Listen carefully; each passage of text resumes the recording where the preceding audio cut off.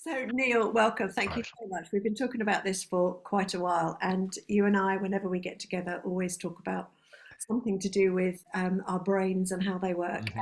And what you have to explain to us is absolutely fascinating and so useful for dealing with people. And obviously, from a therapist point of view, we get given our clients that we need to work with, and sometimes they're a little bit challenging to work out. Hmm. We have consultations with them, so we ask them lots of questions about physicalities and things that are going on in their life. And I think actually some of the insight that you'll be able to share with us today will actually get us to think a little bit about maybe how Hmm. we need to interpret what they say and listen to the words that they're using, which actually might explain an awful lot as well. So that's Hmm. an added bonus. So Indeed. I'll pass it over to you to do your thing, please. Great. Okay. Do. Well, hi, Michelle and Karen. So a little bit about my background, first of all. I run training courses around the world on leadership, sales, customer service, that sort of thing. And about 30 years ago, I came across this thing called the brain profile. Up until that point, I was using psychometric profiling, which was looking at personality only.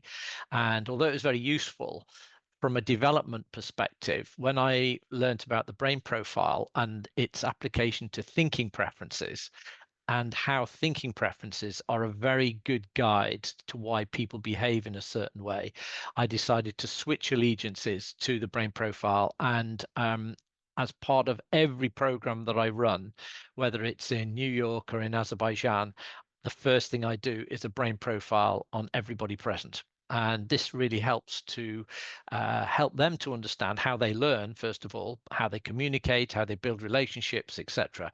So it doesn't matter whether they're in a compliance department of a bank or whether they're in a frontline sales role, it's applicable to their lives. And if we look at the topics that we're going to consider today, whether it's customers from a situation where they're coming in for a beauty therapy or a massage, etc.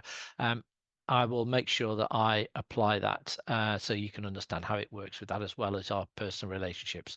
But actually, whenever I do this, people always think about their husbands, their wives, their friends, etc. That's the first thing that people think about. Welcome, everybody. I'll just keep going. Welcome to Amanda there. Okay, so what I'd like to do is take you through a brief presentation. There's quite a lot of material to go through.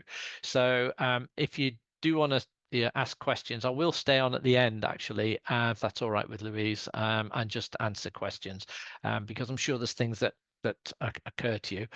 If it's something that you just don't understand a particular part of the presentation, then just put it in the chat and Louise will say, shut up, Neil, and go over that again, which will be quite helpful.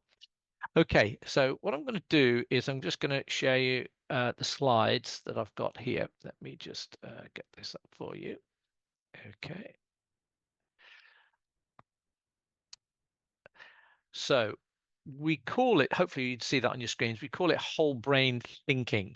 And the objective really for today is to explore the parts of your brain which are there, but we don't feel quite as comfortable using them compared to other aspects of our left and right brain thinking. And once we understand the different parts of our brain, if you look at your career, your successes to date, you've probably done that using only half the available potential of your brains. So you can imagine that if you were able to unlock the other parts of your brain through this understanding, then just how much more successful you could be. And I think that's really where I'd like to be focusing on today. So what we're going to do is we're going to look at some outcomes, which I'll cover in a minute. We want to just give you a view as to what you think your brain profile is. So if you've got a piece of paper there and a pen, you can it's just a bit of fun at this stage. There is obviously an official questionnaire you can complete online. But just as a bit of fun today, just to sort of work out roughly what you think your profile is, you can do that if you've got a pencil and paper to handy, and then we'll finish and close. So what can we expect to get from today? Well, first of all, it will help you to understand why you observe certain situations in a particular way and you think you're right, and yet a friend of yours looks at the same situation and sees something completely different. And you're like, oh, that's interesting. I hadn't looked at it that way. Why is it that that happens? What is it, the way that they think and the way that you think, that creates these differences to exactly the same situation that you might be observing? Secondly, develop stronger personal relationships. We're going to explore a little bit about why, for example, I've seen people who've been married 30 years and then they get divorced. What triggers that after such a long period of time? And it's not all down to their brain profiles, but it certainly can in part be explained by how each of the people see the world. And I'll give you some specific examples of what I've been told and observed. And ultimately, we want to build trust and rapport, particularly with people you don't like. So sometimes we have to get on with people. We have to do business with them. We have to get commitment from them, whether it's for resources or for time or for get them to complete tasks for us. And we find it really difficult to deal with them. So it may well be because we've got a bit of a mismatch on the brain profiles. And if you are prepared to adopt slightly different behaviors, and that's what it's also going to be about this morning, then the potential is that you can build stronger relationships with these people and get what you need from them. Now, when we talk about this aspect of relationships, we're talking about changing behaviors. And what I'd like to do first of all is just stop my share a minute. I'd like you to just sit back in your chairs as a first thing to do. So it's just sit back in your chair, and I just want you to fold your arms. Okay, so you're nice and comfortable. This is how we normally fold our arms. Okay, right. So all I need you to do is just fold your arms the other way.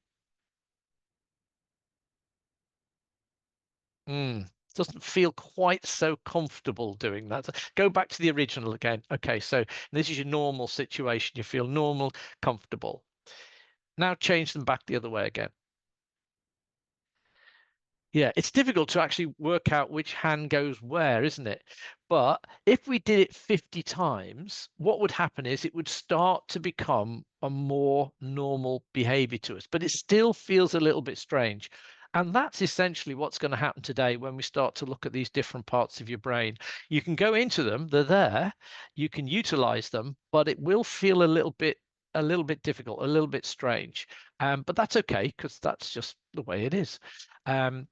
So what we need to do is, let me just go back to the slides again. And okay, so let's have a look at a couple of things here. First of all, if we're thinking about changing behaviors, we've got to answer the fundamental question, what's in it for me? And this is really all about our personal motivations.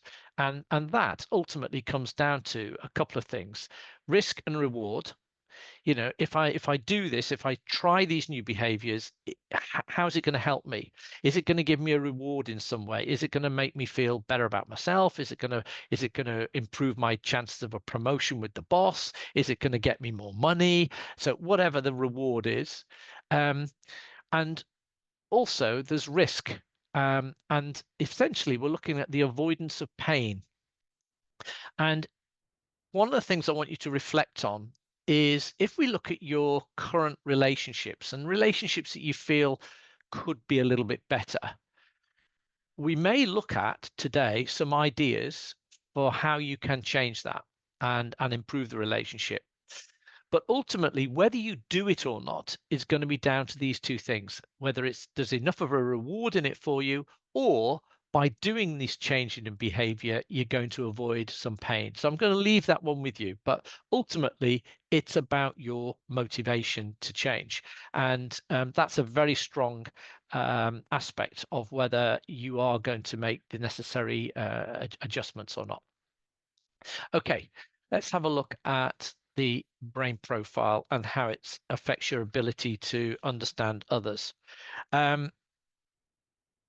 We need to work out what your brain profile looks like. And okay, so to do that, I'm going to show you the various parts of the brain, the left side of the brain, the right side of the brain. And what I'm going to be asking you to do is, as I describe each of the different quadrants of the brain, and the brain isn't in quadrants, but just for the purpose of the exercise, I want you to guesstimate is, am I more like that or more like this? And I'll give you some scoring you can utilize to assess that. Now, for those of you who are more factual based, left brain dominated people, you'll want to know, well, where does all this come from? What's the background to it? So if I can tell you very briefly how this was developed, then you'll understand the science behind it, because it is completely validated, and I'm sure you're going to recognize that. So I want to take you back to a situation, 1961. Prior to 1961, we knew that if somebody had a blood clot on parts of their brain, let's say they had a blood clot on the right side of their brain, we knew that it'd affect movement on the left side of their body. If they had a blood clot on the right side of the brain, it would affect movement on the left side of their body. So we knew these things, but what we didn't know is exactly what each part of the brain did. That is up until the point of 1961. Now, in that year, there was a patient suffering from severe epileptic fits, and the patient was about 30, 35 years of age, went to hospital, was offered various drug therapies to try and improve the situation. But unfortunately, the epileptic fits continued to get worse. And in fact, it got to such a stage that the hospital said to the patient, unfortunately, your next fit could kill you, and there's literally nothing else we can do for you, which is obviously not great news at 35 years of age. At which point, a guy called Bogan came along. He's a neurosurgeon, and he said to this patient, I've been doing experiments on cats and monkeys' brains. And what we've identified is that there may be the reason for your epileptic fits may be because in your brain, you've got a left and a right side of your brain, a bit like that. And deep inside, you've got something about the thickness of your thumb called your corpus callosum. Now, this is like a nerve superhighway that flashes information between the two sides of your brain. So as I'm speaking to you now, part of your brain is evaluating the words I'm using, and part of your brain is looking at the picture on the screen. And that gives you a complete understanding of what I'm talking about. Well, with this particular patient, Bogan said, I think what's happening is your corpus callosum, although it's this nerve superhighway, it's actually miscommunicating, and that miscommunication is triggering these epileptic fits. And unfortunately, this is only going to get worse. However, in the experiments we've done with cats and monkeys' brains, we found a way of reducing that situation, but we've never done this type of operation on a human being. Would you be prepared to go through with it? Because it might save your life. So here's the question to you, Michelle, Karen, and Amanda. Would you go through with this operation? Give me a thumbs up if you would. Okay, so Louise is going, getting her brain done. Okay, so well, the patient decided to go ahead with it and said, okay, we better tell you what we're going to do. So essentially, we're going to cut around the top of your skull. We're going to pop your skull off. We're going to then slice down between the left and the right side of your brain. We're going to slice through your corpus callosum. We're then going to put your skull back on. We're going to stitch you up, and we're going to see what happens. Okay, so despite this, the patient decided to go ahead with it, and this was the first ever split brain operation. And you can see it these days. It is a recognized treatment for people with severe epilepsy, and also for children who have got a malfunctioning brain, whether it's the left or the right side of the brain. Because what they found is if you do this split brain operation before the age of 7, they can actually develop one side of the brain to look at both brains' functions. It's amazing, really, the capability of the human brain. So anyway, they had this patient. He came through the operation successfully. He went into intensive care. And when he'd come out of intensive care, they were obviously very interested, because this was the first patient in the history of the world who could think separately with the left and the right side of the brain.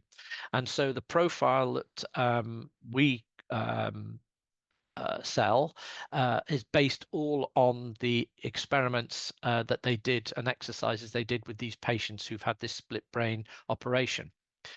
So they were not sure exactly how it was going to affect the patient, but what they did was they said, well, let's give him some things to do. Let's see, can he suddenly play the grand piano, or does he suddenly speak Chinese because he's got this new capability? They didn't know.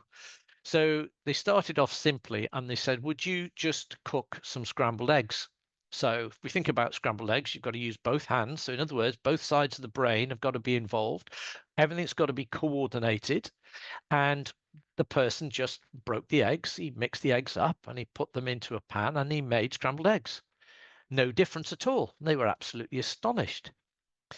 But subsequent, more specific exercises started to identify the things that each side of the brain is actually capable of. And there's a whole load more information I could give you on this, but suffice to say, they identified and isolated what the left and right side of the brains actually do. We've got some additional knowledge now through nuclear magnetic resonance scans of the brain, which is able to identify when you ask somebody something, they can actually spot where the activity is happening in the brain. But back in 1961, they didn't even have one of those machines. So this was the best they've got. But what I'm going to do is I'm going to get you to experience it right now. Okay, so I'm going to show you a picture.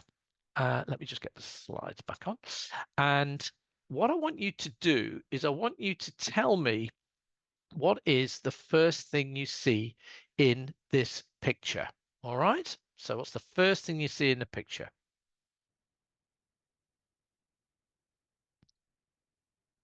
You'll have to come off mute to tell me. Woman. Yeah. Go on, Amanda. The woman. It's a woman. Correct. Yes. What else can you tell me about it? Is it an old woman or a young woman? Old woman. Yeah, old woman wearing a headscarf. Right. Old woman headscarf. Yeah, with a hook nose. Yeah. Okay. And Michelle, what do you see? She looks like a young woman to me with a fancy veil and a feather in her hair and like a fur coat. Okay. And Karen, what about you? I'm the same as Michelle, a young lady with dark hair and a right. Now, we don't know Amanda, but let's assume that Amanda's telling the truth and that she does indeed see the old woman. Because we think, okay, Amanda's okay, we'll believe her. What it means is that although you can't see it initially, there is the old woman and there is the young woman there. So the young woman is actually looking away from you. You're getting a bit of a profile shot, whereas the old woman is kind of looking down in that direction. And this is what happens when we have a mix of people with different brain profiles. We see a situation and we are quite prepared to believe that the other picture is there because, they seem like a reasonable person. Let's have a look at this picture now. Tell me what you see in this picture. What do you see? Horse. Correct. Okay. If we can't see a horse, we've got a problem. Okay. Yeah. So we've got a horse's head, right? Now, this is like when we look at that picture, we all see exactly the same thing. And what it means is it's like we've all got exactly the same dominant thinking preferences. We're seeing the same thing at the same time. We all identify it in the same way. So it's just the picture of a horse's head. Yep. Mm. Just the head.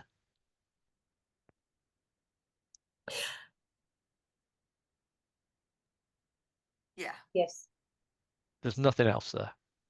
Well, head, mane, body. I can see a back leg, maybe. Mm-hmm. Next to its nose. Yeah. Now, why would you be seeing a back leg? Because it's turning. It looks like it's in a stable with the hay thing to me, the wooden stable door thing. Okay, what I want you to do now is turn your heads 90 degrees to the left, like 90 degrees to the left. Left. Sorry, I should have done it that way. Yeah, 90 degrees to the left. There you go. What can you see?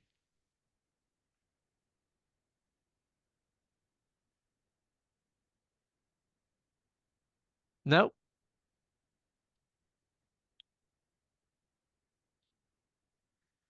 There's a frog. Yeah.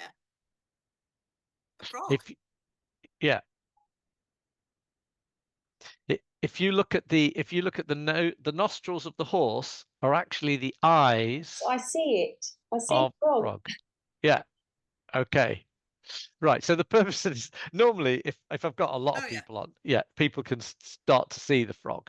But usually everybody exactly the same as you guys. First thing you see is the horse's head, and that's exactly like you're expected to see. It's like we've all got the same dominant thinking preference, but then somebody usually posts, oh, hang on a minute, I think I can see a frog there. And then people go, what? Are you mad? You're stupid. There's no frog there. It's a horse's head.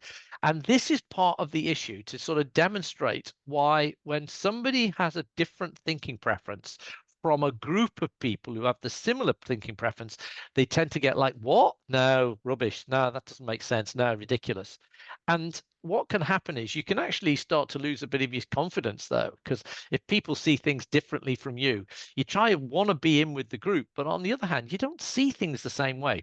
And the brain profile very comfortably explains why this is happening. So there is another exercise you can do here as a bit of fun, and I'll show you the exercise, and you can do it with your family if you like. It's called the 1, 2, 3 exercise. It's in 4 parts, and what you do is you say alternatively 2 of you facing each other. One says 1, the next says 2, the other says 3, then says 1, then says 2, then says 3, like that. So we do it as a 1, 2, 3, saying 1, 2, 3 to each other. Very simple. But the next part of the exercise is that we don't use the number 1 anymore. So we use and then say 2, 3. So it's 2, 3, 2, 3. That's the second exercise. Then the third exercise is you don't use the number 2 anymore, and you use, so it goes 3, 3, 3. And then the final exercise is when you don't use any of the numbers at all, and you go and then stamp your feet. So you can do this at Christmas time. It's a bit of fun. Sounds like a drinking game, Neil. Yeah, it is a bit. But the point is, you then, when I ask people which was the easiest to do, most people say, oh, say 1, 2, 3, 1, 2, 3, that was easiest. Which was the other easiest? And they say, actually, the last one was easy, where you go click, click, because it's all movement. And the reason for this is the first exercise, the 1, 2, 3, 1, 2, 3, is all happening from your left brain. It's not going through your corpus callosum. The last one, where you're going, is all through the right brain, again, not going through your corpus callosum. Whereas the 2 in between exercises, where you're combining the numbers with a movement, that's when people really slow down and struggle. And it's because it's going through this corpus callosum. Now, the issue with that is it makes us a bit lazy. So if we are left brain dominated, it's hard work going into our right brains. And equally, if we're in a right brain thinker, then it's hard work going into our left brains. Can we do it? Yes, of course we can, but it's hard. So do you know what? I'd rather stay with where I'm most comfortable. So we need to look at the brain now. We need to look at these quadrants. And what we find of the 4 quadrants, 2 are on the left, L1 and L2, 2 are on the right, R1 and R2. Now, brain profiles, and yours will be similar to this when I define each of these for you next. Your common profiles, 19 out of 20 people, have either a dominance in a particular quadrant, so they're just very strong L1s and the rest of them are quite small, or dominant in L2 or R2 or R1. Those are the most common quadrants along profiles, along with L1, L2, left brain thinker, R1, R2, right brain thinker, L1, R1, cerebral thinker, and L2, R2, limbic thinker. And I'll explain those in a minute. Now, there are people in the 5%, the 1 in 20, who have diagonal dominances, whether they are diagonally from the L2 R2 or from the R2 L1. And again, there's nothing wrong with these profiles, nothing wrong with these people. They just think a bit differently from Esther, and they can sometimes have some internal issues. I think Louise, you were a diagonal, but we'll explain why Louise has got her issues in a minute. Okay, so now I'm going to ask you what your brain profile is. Now, how are we going to do that? I'm going to describe each of the quadrants in turn. I would like to point out there are no right or wrong profiles, and I want you to look at the characteristics that I describe, and I want you to think how much of me is in that. Okay, now every single profile has got 300 points. So you're going to distribute your 300 points across the L1, L2 and the R1, R2. Okay. Now, if you recognize quite a lot of the characteristics that I explained for a particular quadrant, let's say for the L1, you recognize, yeah, 3 or 4 or 5 of those characteristics. Yeah, that's me. Your score is going to be in the sort of 80 to 94 points for that particular quadrant.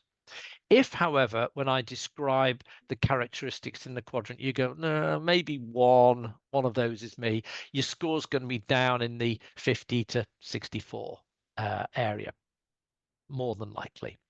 If you recognize about half the characteristics, you're in that 65 to 79 area. But essentially, they've all got to add up to 300. Now, I will come back to these so that you can to remind you of exactly what the scoring is, because it is a bit confusing when you only hear it for the first time. So what I'm going to do is I am now going to pretend to be, I am not, by the way, much to my annoyance sometimes, I am not a strong L1 thinker, but these are some of the characteristics of the L1 thinker. So let's have a look. So if I'm this very strong L1 thinker, let's say my score is 100 on the L1, you might observe behavior like I'm going to show you now. So first of all, I love facts. Yeah. I don't deal emotions. I don't deal with subjective stuff. Let's just stick to the facts, shall we? Let's just make sure we understand exactly what's going on. Don't give me your views or your opinions. Let's get the facts. Yeah. Now, if I play act the role now, okay, people say to me, I'm very critical. I disagree. I would say I've just got high standards. And if people can't implement the right procedures or can't implement and understand how to do certain jobs, even though they've been trained, well, I have to say, yes, I will be critical, because essentially they're just not doing the job at a high enough level. Do I like numbers? Yeah, of course I like numbers. You can't, spreadsheets speak to me, basically. What I like about them is that you can spot trends, you can identify particular issues, and you can identify exactly where there's a problem. You give me a budget, I look at that, but I can tell you exactly where some of the issues are going to be. I'll look at how the cash flow is forecasted, etc. Am I logical? Yes, I would say, well, that's the only way to be, isn't it? As I say, if you don't deal with the facts, how do you know you're making the right decisions? You can't possibly make an informed decision unless you've got the facts to back it up. I mean, it just makes absolute sense, doesn't it? I mean, I can remember now people who were choosing their university careers. Now, get this. This is how stupid some people are. They were choosing their university careers based upon where their friends were going. I mean, have you heard anything as ridiculous as that? If you're going to go to university, you're going to spend money. The first thing you should be thinking about is what career. Then you've got to look at how much money you're going to get paid. Then you've got to look at what the opportunities are for promotion and to actually, get on. I mean, it just amazes me that people don't do this. It's just ridiculous. Do I like to win? Well, I suppose everybody likes to win, don't they? Life is a competition. I mean, in reality, my wife does say to me that when I play chess with the grandchildren, I should let them win every so often. Well, I say no. Look, the reality is, I know they're only 7, but they need to understand that in life there are purely there's winners and there's losers. Yeah. And one day, when they put enough effort in and they train hard enough, they'll beat Grandad at chess. But until they do, I'm not going to give them the game, and that doesn't teach them anything, does it? I mean, that's just ridiculous. So of course I like to win.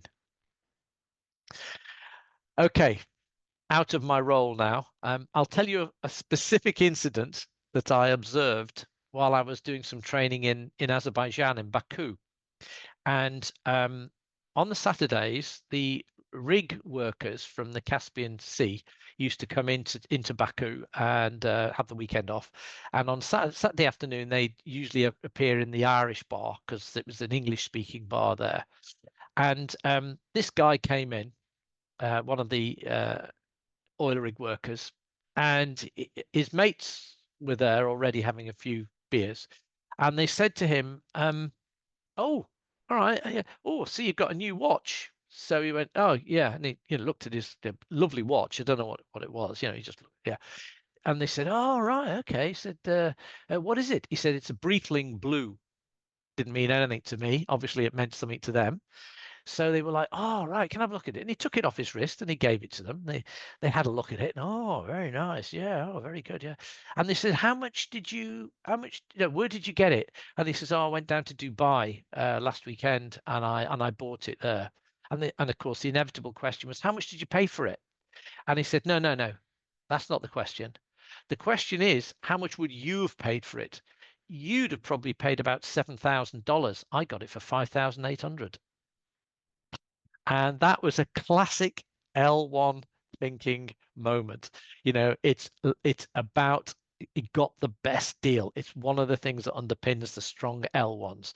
And if you ever see people arguing over, a hedge or a fence position, and it's 3 inches either way, and they go to the European Court of Human Rights eventually to try and get agreement as to whose side of, who's right in terms of the fence, it's usually down to 2 very strong L1 thinkers, both believing they are absolutely right, and they are looking for validation of that. In a much less way, if you get 2 strong L1 thinkers arguing, you might hear them say something like, "Well, I tell you what, let's agree to disagree." And what that really means is, I know I'm right, but you just haven't seen it yet. And they both think exactly the same thing, and they both go away happy. Except it doesn't end there. Usually about a week or 2 weeks or even a month or so later, somebody will come along and go, "Oh, yeah, do you remember we were having that discussion the other week? Well, I went on the internet, actually," and they'll hold some information up. And actually, I think this shows that I'm right. Yeah. It's deep. It goes deep. It's accuracy is really important to strong L1s. You cannot underestimate how important this is. So, for example, if you get a customer who's a strong L1 thinker, they will want to know exactly how much the cost is. They will want to know factually what you're doing. Why did you do that? It's a question that they will fire out at you. Why did you do that? Why is that happening? Why is it? And what you need to do is to recognize that sometimes if you answer the questions, that's fine, but they can ask questions for 2 hours and you'll still not satisfy them. So just be aware of that. Sometimes it's it's like, do you know what, just relax, let me do the massage and enjoy it. Yeah. And that's absolutely fine. But L1s, if they don't recognize in you some of those same characteristics. So, for example, if you're going to have a meeting with an L1, one of the things I train salespeople in doing is always have a very clear objective and to state that objective up front so they know about it. Because if you don't do that, the person sitting there going, "Why am I here? Why am I in this meeting today? Why is it happening?" Yeah. So factually, they need information. I'll talk about relationships between L1s and other people in a minute. We need L1 people, by the way, absolutely. I know I've been poke a bit of fun at them, but you know, if you're going to get on an aeroplane, you better hope that it's been designed and built by an L1 dominant engineer. Scientists, L1 thinkers, absolutely. Accountants, actuaries, lawyers, IT people. If they don't have a strong L1 thinking preference, can they do the job? Yes, but boy, does it take a lot more energy, because L1 thinkers have just got this capability of remembering stuff, and they're amazed when people don't remember it themselves. They're like, "What? We only covered that last week. You don't remember that?" As I know to my cost when I studied chemistry to degree level, and I should never have done it. I should have done an easier subject. Trying to understand the Schrodinger wave equation and asking fellow students in the class, did you really understand that? And they go, yeah. And I go, get away, you didn't, did you? And they go, yeah. And I'm like, oh my goodness, what am I doing? I must be so stupid. But I didn't have much L1. So a typical L1 thinker, good old Meghan Markle. She's a strong L1 thinker. And Harry has got to behave himself, otherwise he'll be getting into trouble, essentially, because Meghan is all of the things I read about her, it just shouts dominant L1. But that's okay. We need these people. Now, moving on. So let's just go back in terms of your scores. So there's your scoring. How much L1 did you think is in yours? So if high score, lots of characteristics, 80 to 94, one or two characteristics down at 50 to 64. So looking at that L1, how much of you do you think is in there? What sort of score would you give yourself out of the 300 points based upon your understanding? Oh, actually, stop. No, you can't give yourself a score. No, you can't give yourself a score. Why do you think you can't give yourself a score at this stage?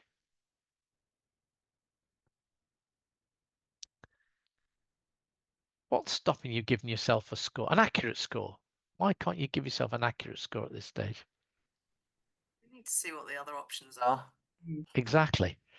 And if you're thinking like that when I ask that question, oh, I really don't know yet until I see what the others are, that indicates you've probably got a fair bit of L1 thinking, because an L1 will never want to commit to a score until all of the facts are on the table, and then you can make a more accurate decision. So it's just a bit of fun. Just thanks for that, Amanda.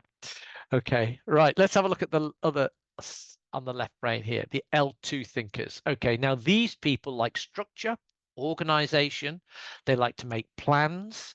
You know, if you're with them and you say, oh, we're going to organize a barbecue at the weekend, yes, but if it rains, what we'll do is this. There's always a plan B or a plan C. Very disciplined people.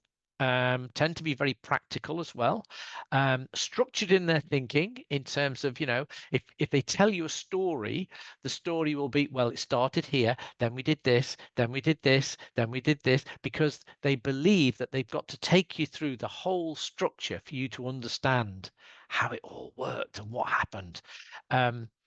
Some people go, yeah, what happened at the end? Yeah, but strong L2 people like to tell you the whole story, step by step. They also like rules and regulations. They like control. They like security.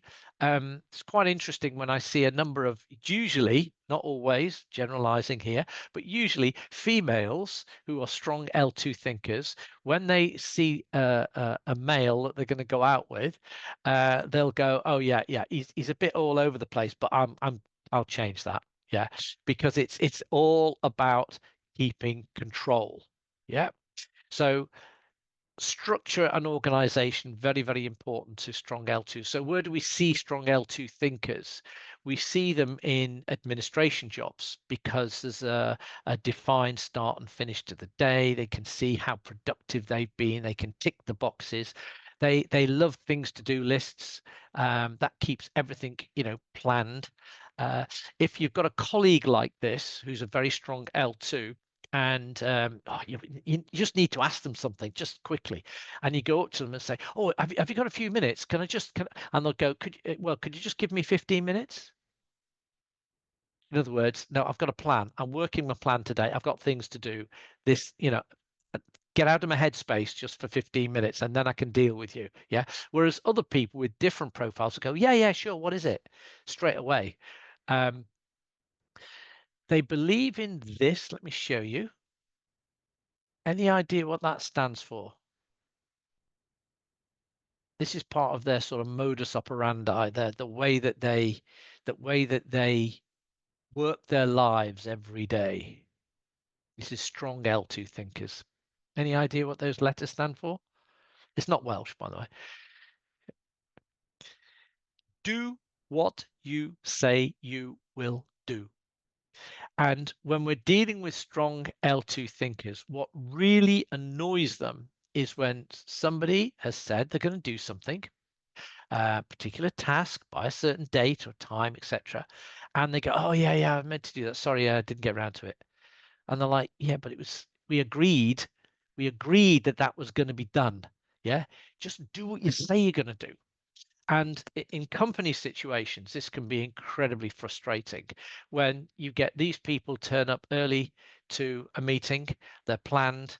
They've got a notepad and pencil. They know exactly what they're, take notes, etc. And then somebody pitches up, 10 minutes late, disrespectful. And it's just like really great. And these are little things that you're not aware of if you're not a strong L2 thinker. If this is not your dominant thinking preference, then you just like, yeah, well, I was a bit late, but it was the traffic, blah, blah, blah. It's not a big issue. It is an issue to these people. So for example, if you've got a customer that's a strong L2 thinker, they will want to know exactly what is going to happen step by step. So if they're coming in for a beauty treatment, so if we've got the L1, they want to know why are you using a particular treatment program, but the L2 will want to know how you're doing it. They'll want to check at each step. Okay, so the first thing you're going to do is this, then this, then this, then this, and they need to know what the process is. Then they're happy. As long as they can understand the process, then they're happy. They feel as though they've got some level of control over the situation, and that's very comforting. Is having control. Worst case scenario is when they have a plan and then somebody changes the plan. They're like, no, not happy about this at all. And if you're going to have a plan in place, you've got to have these strong L2 thinkers on your side. So for example, when do you think they go on holiday? They're going to go for a 2-week holiday to the sun, to Greece somewhere. When do you think they start packing their suitcases? Is it on the night before? Unlike me. No. No, it's usually a couple of weeks before. They probably put the clothes out of the bed. Is that right, Amanda? I can't get my head around these people. Oh, you're not like that. Oh, okay. No. Okay. No. So, I don't think I'm any of the things that you've discussed so far. I'm really hoping I'm the other side because none of this is. well, L2s as I say, they like control. So first of all, the bag will be 20 kilograms or 23 kilograms. It won't be a kilogram over. They'll have everything rolled up. They'll have studied how to get the maximum into a case. They'll take their first aid kit. There'll be the suntan lotion for 50 plus, then the 35, and then the 15, and then the 8, so that they don't get burnt. That can be planned in, etc. If they're going for an excursion somewhere, they'll got it all planned in, what clothes to wear, what the temperature's like, etc. So they'll get everything will be planned. They get to the airport, they're early at the airport. Why? Because you can never rely on the traffic. Let's get there, then we can go for a meal, and we can go to the shops, and everything's nice and planned. And that's just the way that they like it. But just be careful if they're not, if those plans go awry, then that's when it kicks off. It's very stressful for strong L2 thinkers. And a classic example of this is this lad. David Beckham, very strong L2 thinker. Whenever you see David Beckham, how's he dressed? Always dressed immaculately. It's all part of the image, all careful. He can control the whole thing.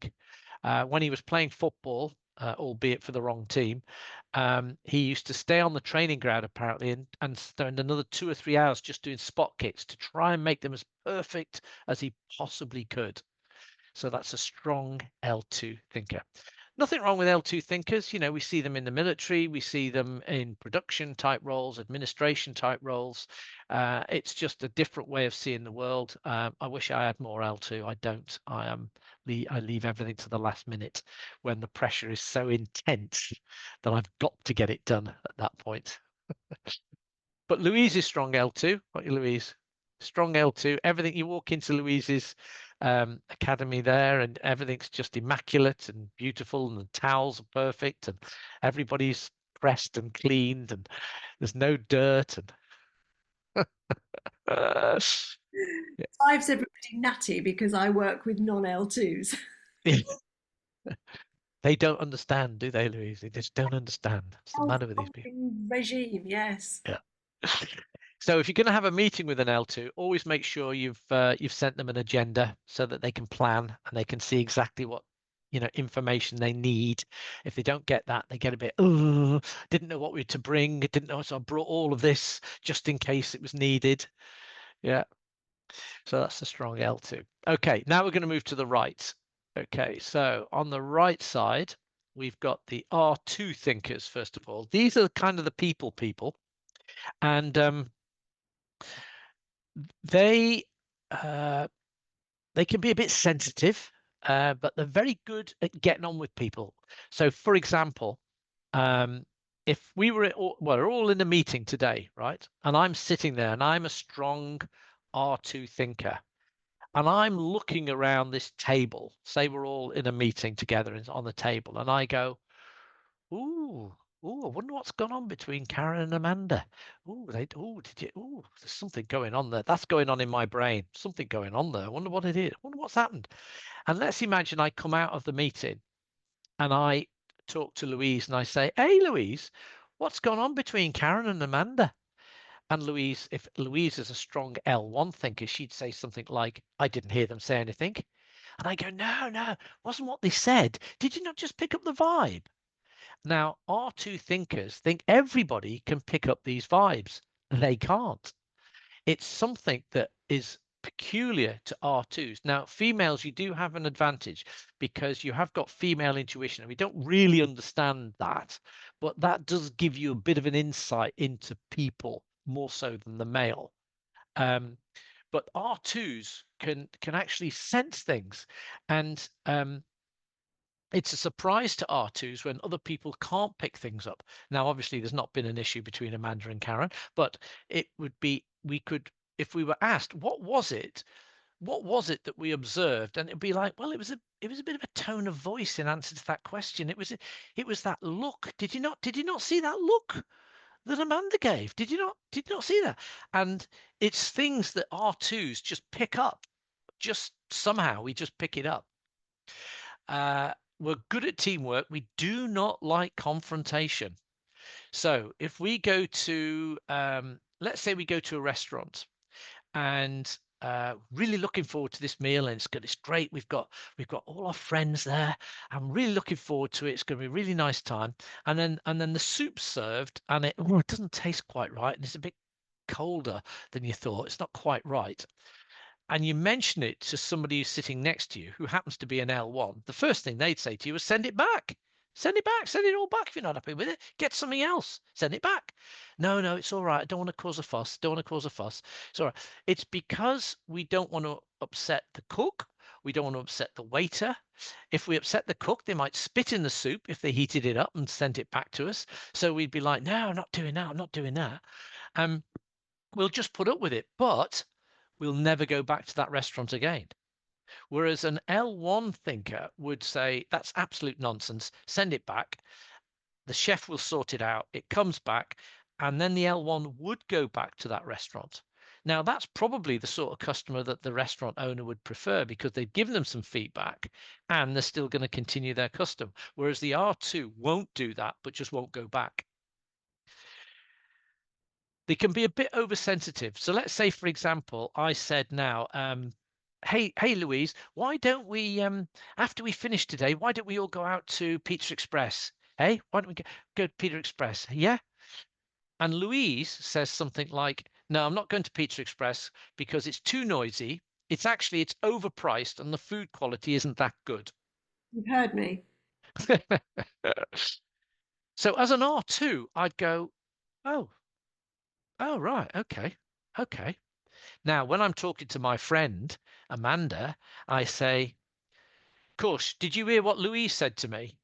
Oh, it's too noisy and the quality's not good enough and it's too pricey. She's never liked me from day one, that girl. I'm telling you, she's got something against me. I don't know what it is, but every time I come up with a suggestion, she immediately bats it down with something else. Now, if Amanda is an L1 thinker as well, Amanda might say back to me, no, she didn't say that. She just said that it is noisy there and the quality isn't that great. And actually it has become pricey. Prosecco's nearly £25 a bottle now. It's ridiculous. So R2s don't always look at things factually. They look at it emotionally. Our values are very important to the R2. Now, each quadrant has got its own values. For the L1, it's accuracy. With the L2, it's structure, it's planning, it's control.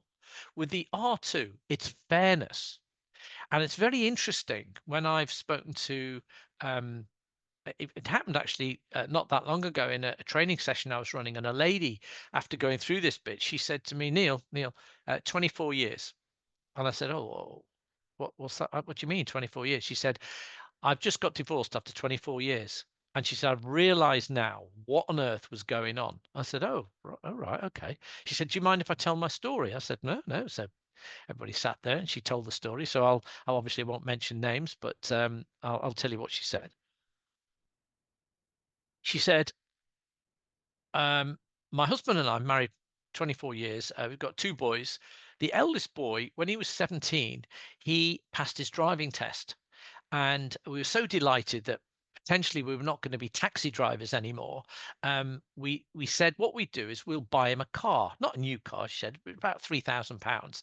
And he'd have to be reliable, etc. But basically, we're going to get him a car. So he said, oh, thanks, Mum and Dad. That's really great. I really appreciate that. Just one thing. Could it be a black car? Because that was the in colour. So he was like, yeah, okay, get a black car. That's fine. And she said, as far as I was concerned, that was it. That was the end of the story. Go and look in the Auto Trader or wherever it was, find this car, buy him the car, job done. She said, it might not surprise you, my husband, who I've now realized was an extremely strong L1. We were talking about this car for over 4 months. And every time my son would say, oh, what about this one, Dad? Yeah, no, that's historically got timing chain problems. Wouldn't touch that. What about this one? No, that's from an independent. I wouldn't trust independents. Got to go from one that's been dealer serviced. It was like went on and on and on. And she said, one night I was just preparing the meal. And she said, he came in and she said, you know what it's like when you're carrying soup in a bowl between 2 rooms and you're walking, you're making sure it doesn't go over the edge. He's like, oh, that was a bit close. And that. She said, my arguments with him up until that point had been ones that went up to the edge, but then pulled back. And then pulled back, she said. And on this occasion, he came in and he said, I was making the meal, and he said, oh, just been having to think about that car. And she said, stop right there. I don't want to hear any more information about this damn car. And she said, and before I knew where I was at, she said, it was like the soup had gone over the edge of the bowl. She said, in fact, I don't want to have any more discussions with you at all. And she said, and then I heard myself saying, in fact, I don't want to be with you anymore. And he was like, what over the car? And she said, he didn't realize that over the years I was the one that always compromised, give in, because do you know what? It wasn't worth the stress of trying to think of logical arguments to fight him. And I just got fed up with it. And she said, I got divorced. I've met this other person and I'm very, very happy now. I'm not advocating divorce, obviously, but the point was, she said, he would never come into my quadrant. He would never see things as an R2. I always had to go into his quadrant of that L1. I always had to deal with things factually, etc. And she said, I just got worn out with it. So fairness goes deep with R2s. And R2s can go from the person that always gives in, that if fairness is being compromised, they go, nope, that's not fair. They can dig their heels in and they can then go bang and fire back. So I think if we've got a certain level of R2 in us, we'll sort of recognize some of those characteristics. But we're always thinking of other people, there's been a change in policy in the company. Oh, hang on a minute, they've just taken out a mortgage. Oh my goodness, how's that going to affect them? Are they going to lose their job? Whereas the boss might look at it and go, well, actually, we need to cut those people because the costs are too high and that needs to move on and blah, blah, blah. R2s are never great at being senior managers in organizations because that fairness, that wanting to compromise, wanting to get on and have a happy solution is not always possible when you're in a senior management role. You can do it, but it takes a lot of energy to do that. A classic example of an R2 thinker, we all know, Essex boy, there he is Jamie Oliver. He's a classic R2 thinker, always trying to develop and help others. But he's doing all right. I'm just going to cover the last one now because I realize time is ticking on, and that's the R1 thinkers, the right brain thinkers. This is the people who get bored easily and move on next. These are the people who want to see a video because they learn from videos. Giving them a book to read. Oh, what has it got pictures in it? The R1 thinkers are the people who are the real blue sky thinkers. These are the people who come up with ideas and you say, where did that come from? They go, I just don't know. I saw an advert and I did this and it just came into my head. And the consequence is they can be quite innovative and imaginative, absolute drive L2s mad because they're not structured, they're not controlled. They say, yeah, we'll do that. But then the next day they do something completely different and they're okay with that. They're comfortable with chaos. If you looked at my desk now, you'd realize I'm an R1 thinker. We've got chaos around me here, but you can't see it because it's blurred. We need R1 thinkers, in the same way as we needed the L1s as accountants and that, and the L2s as, admin and production, etc. R1s are the marketeers. R1s are the advertising executives who come up with the slogans, the graphic designers. It doesn't mean you can't be a graphic designer if you haven't got R1, but if you've got R1, it just comes so much easier to you. And life is all about trying to find what your niche is that fits your dominant thinking preferences. Because if you are thinking for about 60 to 65% of your time in your job, in your dominant thinking preferences, that job will be easy for you. You'll learn the stuff in the job. You'll get passionate about the job. But you can do it if you haven't got these, but it's not as easy. And a classic example of this individual is Dolly Parton. Dolly we know she's an amazing singer. We know she's an amazing songwriter. But she also saw that Kentucky was struggling with unemployment and built Dollywood, that huge, huge amusement park. And it employs, I don't know, it's about 10,000 people or something unbelievable. She then decided that there wasn't enough education for children and started a book charity, which has now distributed something like over 200 million books as something that she backs wholeheartedly.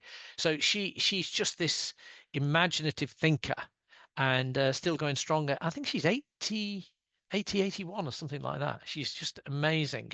Entrepreneurial. That's that R1 thinking that she's got that enables her to do that. So I'm going to stop talking now. I've talked an awful lot. So based upon what I've said, what do you think you are? And then Louise, you can say what you are in a minute. Okay, Amanda, what do you think you are now, having seen the right side of the brain? Oh, I'm a definite R2. R2? Yeah. You recognize it, do you? All of the... Yeah, yeah. I mean, very strongly in that quadrant, I'd say. I mean, I can be imaginative and that kind of thing as well. Maybe a little bit of R1, but I'm not really comfortable with my own chaos. Yeah, right. There is plenty of it, and I'm not very comfortable with it because because I worry about it. But yeah, I'm definitely not your admin girl, and I'm definitely not your facts and figures. I'm the sort of and the stuff that you were talking about you know, people who can just cut people from jobs, spread, you're all a number on a spreadsheet, all of that stuff is stuff that I've just been through because I was made redundant by people who were doing that. Right. And it really, really, annoys you. Yes.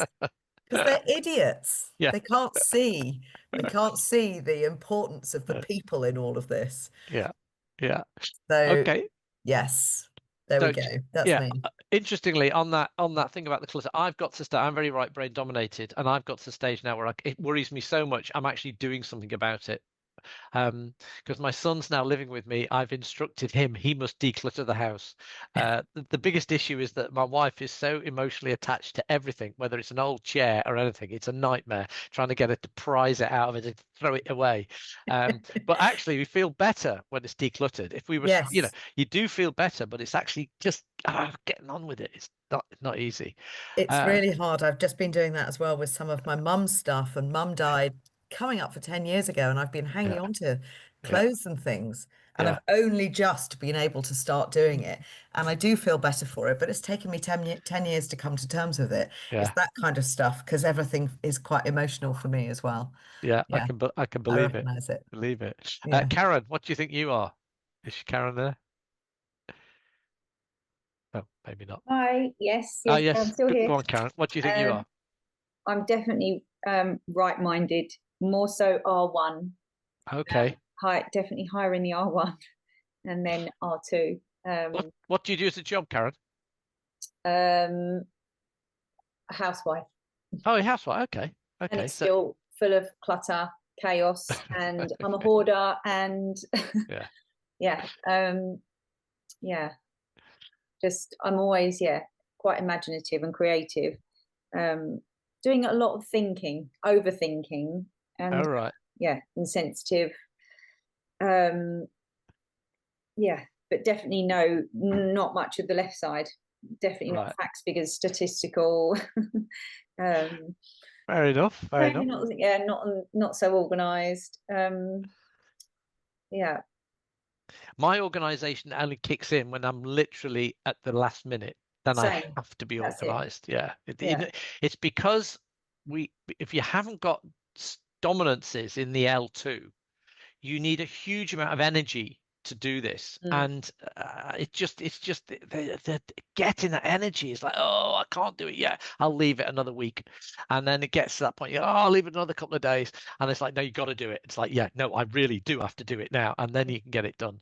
But people who are naturally L2, they just get the energy. It's like, no, I can't leave it, I've got to do it now. And it's like, oh great, we'll crack on then. I wish I had it, and I get really envious when people are so motivated to get through their list so quickly. Anyway, we're all different, aren't we? And it's a good thing to have different people in the world. So Fiona, what about you? Are you there? I think Fiona came in sort of halfway through, didn't she? I'm not sure if she picked it up. Come on, Louise, and tell us what Louise is a diagonal. So well, I was just looking for my profile actually, but I don't think I've got it on. I can tell you what you are because I use you as an example. Go on then. A bit of a you're a strong R1, but also L2. Yeah. So the L2 is obviously, if you go to your place, it's all Immaculato. But the R1 is always looking at the next idea and how that can be developed and how to move on, etc. And that's great in your environment because it fits with what you need to do with the beauty school and that. But it can cause internal conflict when you have diagonals. Yeah. So the R1 is like, no, I can leave that for a bit. But then the L2 goes, no, we should really get this done, because if I don't start now, I'm not going to have enough time. Yeah. So you recognize some of those. Absolutely. And I think one of the questions I was going to ask you is, how easy is it for people to be different, or if people recognize that actually there are some things kind of lacking? Because I think, and I'd like to do my profile again, because I think I've significantly changed in the last 10 years. Mm-hmm. That's because I think doing a profile helps you to understand maybe where there are some conflicts or some disparity with the way, as you said earlier, we are all, and obviously me from a teaching capacity, I'm thrown together with lots and lots of different types of people, and I have to learn to be what they need from me. So I have to be a bit of a chameleon, and sometimes you get to a point where you think, actually, I don't know who I am truly, because I'm always being how they want me to be. Yeah, but that's fine, because then you're whole brained, so that's absolutely fine. That's the way in which you really need to be, is whole brained. Yeah, and the thing is, the difficulty is that although you will have developed the weaker parts of your weaker thinking preferences, as we get older, we tend to retreat to our core preferences anyway, because you can go into these weaker quadrants. You can practice doing it. So, for example, one of the things I'm training salespeople in is, as I said before, you've got to have a clear objective for your meeting. You've got to have an agenda for that meeting. You've got to have all the preparation, probably the proposal sent ahead of the meeting to the other person. That's not natural for a lot of people, but you can pretend to be. It's like we say, like going on holiday in your weaker quadrants. So you can do that for a while, but it still takes energy. And eventually what happens is, if we lose some of that energy, we then start to go back to our core preferences, and we're quite comfortable. And I think this is what triggers these divorces after a long time. I've spoken to about 2 or 3 couples now, and it wasn't, early days, you're prepared to go into each other's quadrants, and therefore the relationship's stronger. But as you get older and you retreat to your core preferences, you think, no, I'm prepared to do that anymore. I'm not prepared to look at it that way. I'm not happy with doing that anymore. And once you start to retreat and there's no movement, that's when issues can occur. But from a teaching perspective, because people have different learning styles, you have to be working in all the different quadrants all the time. Otherwise, you're not going to get the message communicated effectively. And does this manifest itself really strongly with actually having good relationships with your children? Is that if you can see things from their perspective, then I'm just thinking of, just because it's important to you doesn't necessarily mean it's important to a child. And if it's not endangering them or putting somebody else out, is it not better to kind of go, okay, if you want to do it like that, do it like that? Yeah, I had a very interesting discussion with a lady at a creativity conference in South Africa, and there was myself. So I'm the master practitioner for the UK and Ireland, and he was the master practitioner for the brain profile in Australia. And this lady came up and she said, I've got a problem. Okay, what is it? It's my son, 13 years of age. It's absolutely hopeless, she said. So we said, oh, what's happening? And she said, well, I'll give you an example. She said, when he goes to school, in South Africa, they've got to have a uniform and look smart, etc. She said he's got no tie on, his shirt's hanging out of his trousers. He goes to the school, and he looks a mess. So Ken, who was the guy from the Australia, he said, well, I'll tell you what, let me pretend to be your son, and can I give you some feedback? So she goes, yes, okay, what is it?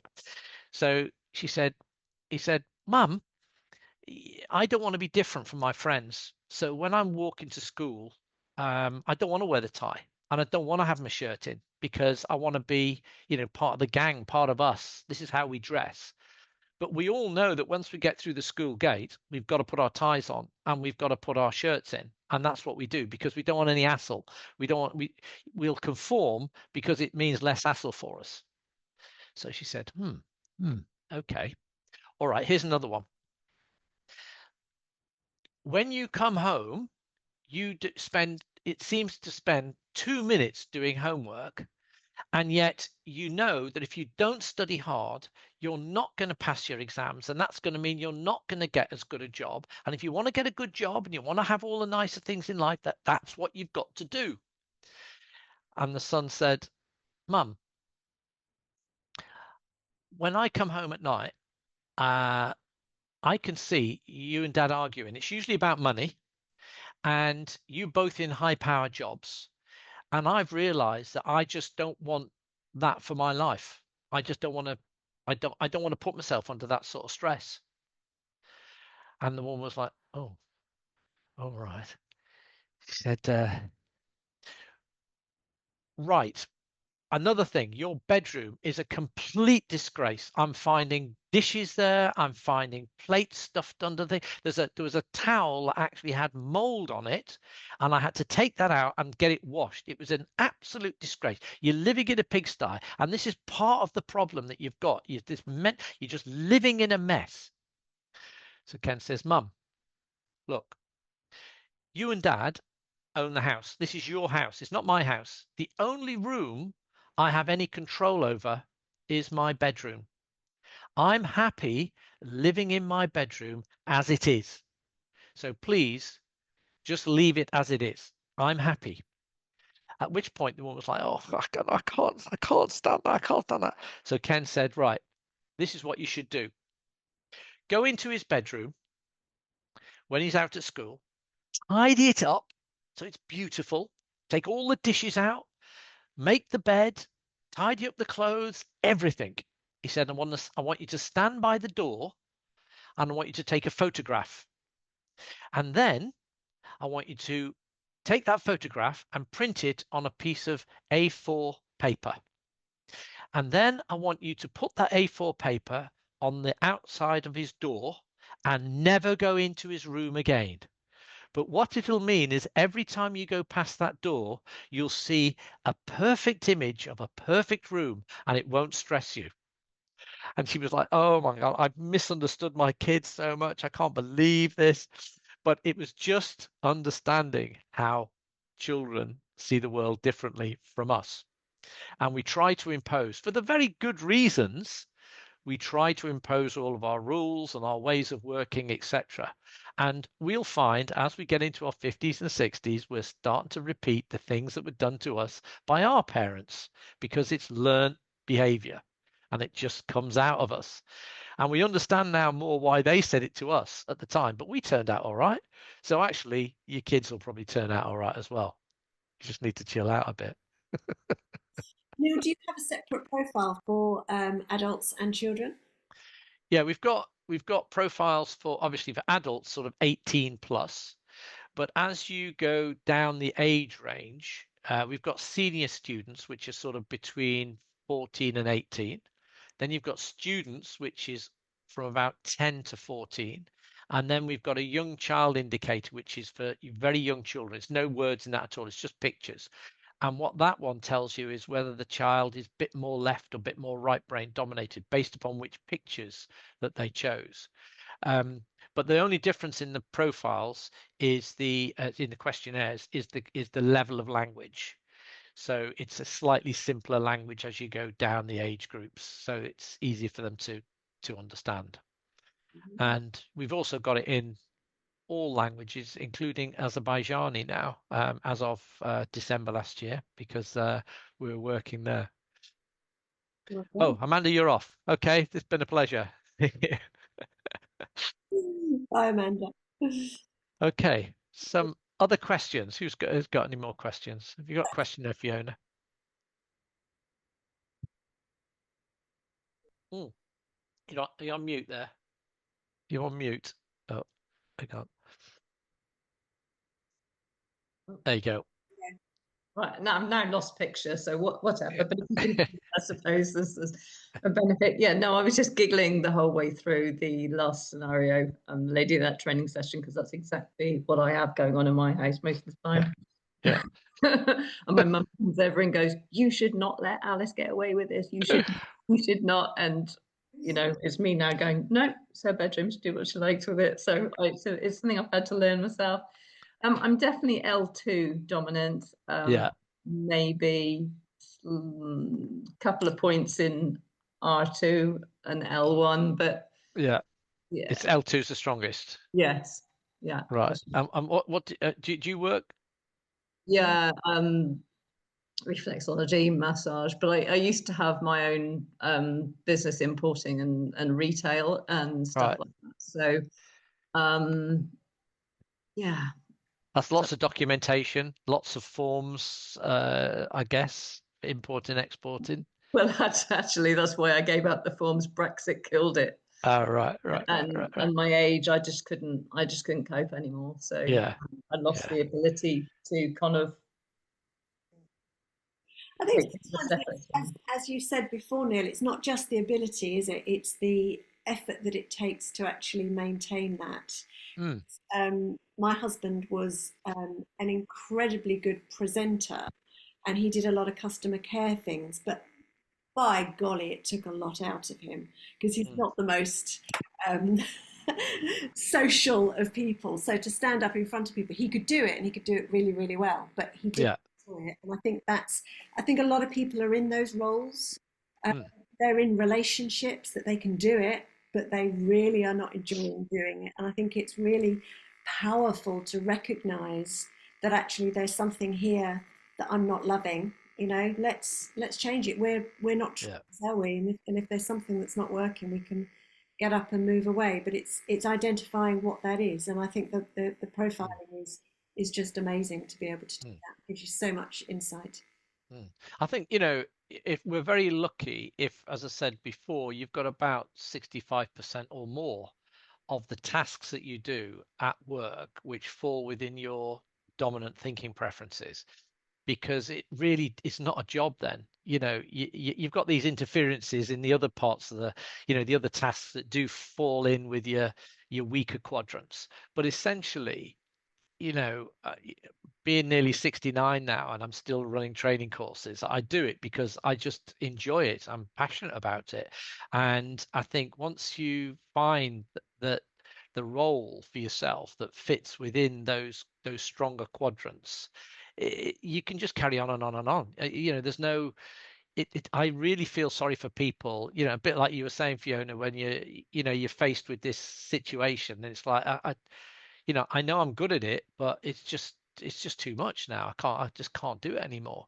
And I think there's a lad that I go mountain biking with, and he prepared everything. He didn't like his job, but he was getting to 65 and that's it. And he'd worked out his pension and he'd worked everything out, all his finances.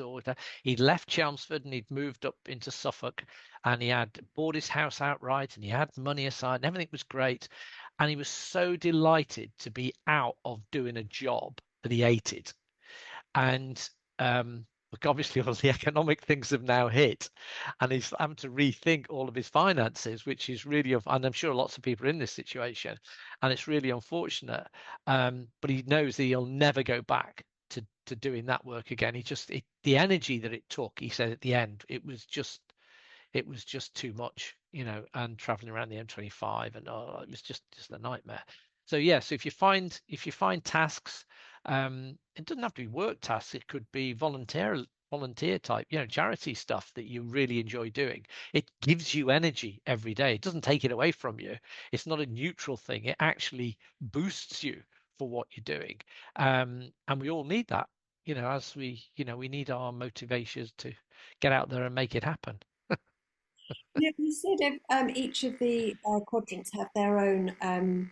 So you said that L1 was accurate, L2 was structured. What's R1?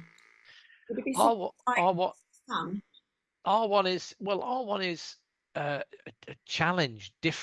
It's not and L1's challenge is to be the best. Okay. Yeah, because they want to be you know, it's a competition, there's winners and losers, etc. With the R1, it's challenge in terms of, well, that's different. Yeah. Oh, let's have a look at that. And it's why R1s, for example, let's say when let's say they've got a normal commute home, they can drive, they're driving, okay. There'll be a route that they go down every day, come backwards and forwards, and then one day they'll be coming home and they'll just go a different route home. And if you said to them, well, why did you do that? Because, well, there's two routes. I can go one of either route. I just fancy doing that today. And they don't even know why they're doing it, but they just do it. And it's just one of those things that R1s just get into the habit of, And it's like Dolly Parton, okay, you've written all these records, you've made millions and millions and millions of dollars. You've then decided to start this children's book charity. I mean, why did you do that? Well, it's just because it's not fancy doing it. Yeah. And she can use her history and everything to promote it. So why not? And that's great if you want to do that. It's it's just change, isn't it? But if you're not an R1, you don't understand it. It's like, why would you do that? That's mad. Question for you, Neil. If anybody wants to get a profile done, is that something that your organisation can help with? Yeah, for sure. Just if they in the bio thingy. If they just send an email to you, I think, Louise, and then I can pick it up. Happy to do that. They're £40 to do the online profile, and you get a personalized report. So it's they're quite in depth, aren't they? Yeah, and it will tell you a lot about yourself, and because doing it like this now, we suffer from biases and blind spots. So even though we might think, I think I'm more this and I'm more that, you may well be, but it's not going to be as accurate as doing the actual profile itself. But it's and then you've got one of the homework with it is to discuss it with a friend, and then they'll read your report and they go, yeah, that's you. Even if you sometimes say, no, I don't think I do that, do I? They go, yes, you do. Really? Oh gosh, so it's a good check and balance about how you come across to people in the world as well. So it's a useful tool to do that. I will put a link so that anybody that wants to do that can order one, and then I'll send you all the information. Right. Excellent. Okay. I've got the slides, by the way, so I'll send you a PDF of the slides. We haven't covered them all, but I'll send you this, and then anybody that wants them, they can get a copy of them. Fantastic. That's amazing. Great. Thank you very much. Thanks a lot. With pleasure. Neil. Really That's good. great. Really, Thank you.